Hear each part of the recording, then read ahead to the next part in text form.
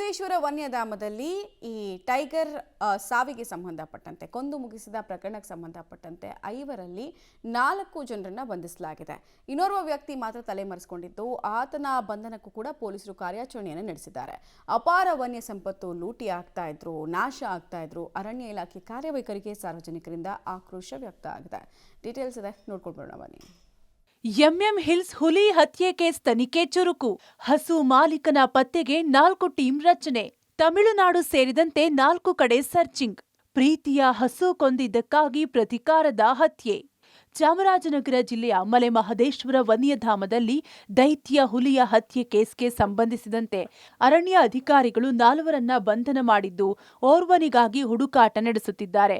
ಪಚ್ಚೆದೊಡ್ಡಿ ಹಾಗೂ ಕಾಂಚಳ್ಳಿ ಗ್ರಾಮಕ್ಕೆ ಸೇರಿರುವ ಪಚ್ಚಮಲ್ಲು, ಗೋವಿಂದರಾಜು, ಗಣೇಶ ಹಾಗೂ ಶಂಪು ಎಂಬುವರನ್ನ ಬಂಧಿಸಿದ್ದಾರೆ. ಇನ್ನು ಪ್ರಕರಣದ ಮತ್ತೊಬ್ಬ ಆರೋಪಿ ಹಸುವಿನ ಮಾಲೀಕ ಚಂದು ಅರಣ್ಯ ಸಿಬ್ಬಂದಿಗೆ ಚಳ್ಳೆಹಣ್ಣು ತಿನ್ನಿಸಿ ತಲೆಮರೆಸಿಕೊಂಡಿದ್ದಾನೆ.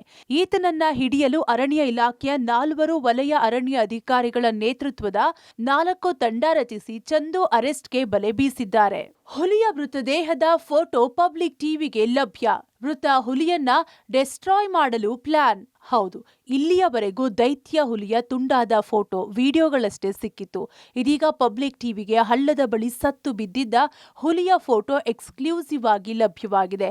ಪ್ರೀಪ್ಲಾನ್ ಮಾಡಿ ಈ ಹುಲಿಯ ಹತ್ಯೆ ನಡೆಸಲಾಗಿದೆ. ಕೊಡಲಿಯಿಂದ ಕೊಚ್ಚುವ ಮುನ್ನ ಮೊದಲು ವಿಷಪ್ರಾಶನ ಮಾಡಲಾಗಿದೆ. ಹುಲಿ ಸತ್ತಿದ್ಯಾ ಬದುಕಿದ್ಯಾ ಅನ್ನೋದನ್ನು ಕೂಡ ಈ ಗ್ಯಾಂಗ್ ಮೊದಲು ಕನ್ಫರ್ಮ್ ಮಾಡಿಕೊಂಡಿತ್ತು.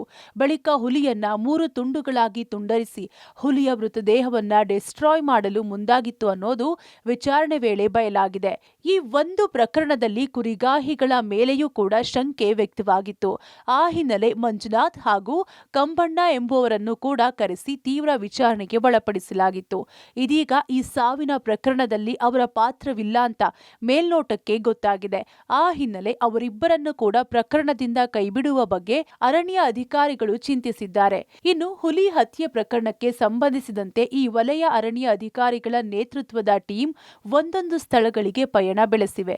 ತಮಿಳುನಾಡಿನಲ್ಲಿ ಹುಲಿ ಹತ್ಯೆ ಆರೋಪಿ ಹಸುವಿನ ಮಾಲೀಕ ಚಂದು ಬೀಡು ಬಿಟ್ಟಿರುವ ಸಾಧ್ಯತೆ ಹಿನ್ನೆಲೆ ತಮಿಳುನಾಡಿಗೂ ಕೂಡ 2 ತನಿಖಾ ತಂಡ ಭೇಟಿ ಕೊಟ್ಟಿದೆ. ಒಟ್ನಲ್ಲಿ ಪ್ರೀತಿಯ ಹಸು ಕೊಂದಿದ್ದಕ್ಕಾಗಿಯೇ ಈ ಹುಲಿ ಹತ್ಯೆ ನಡೆದಿದೆ ಎಂದು ಜಗಜ್ಜಾಹೀರಾಗಿದೆ.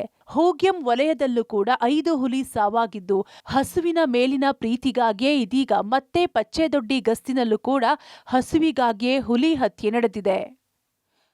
Vijay Kumar, public TV, Chamarajanagar.